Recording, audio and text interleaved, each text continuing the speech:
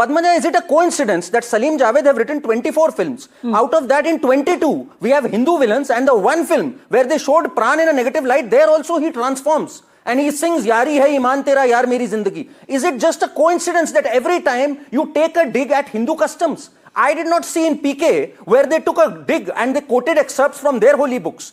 Whereas in our case, the Vigrahas were dishonored. They said, "Arey, is idol se kya ho sakta hai? Arey, tumhare bhagwan ke isme aa sakte hain." We remember the film Diwar. The hero won't enter the temple, but Billa number 786 is all holy. So when you run that agenda, in Kuch Kuch Hota Hai, you remember that little girl, she's a Hindu, she's shown to be Anjali Khanna, and she suddenly starts reading the namaz, and her namaz kubul ho jati hai and cheez ho jati hai. Is a Hindu going to read a namaz? No, but are you saying that Salim Javed did this deliberately? Now, 100%. Javed Sahab is also the person who has written some history a Krishna bhajan, right? In Lagan, he wrote a bhajan for Lord Krishna also. That's called balancing. That's called balancing. Javed Sahab is an atheist. I want to give some context. You've asked a very good question. Javed Sahab is a non-believer.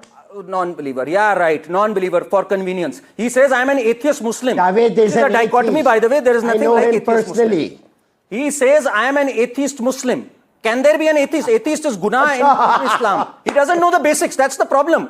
When you don't know the basics and you keep frantically moving your hands all over the place, you don't grasp things. That's the biggest problem. You know, Padmaja, you asked a valid question. Is this deliberate? Do you know how this entire film industry came about? It came about through the Progressive Writers Association, which later became IPTA. Who started it? Vivek's forefathers, Sajjad Zahir.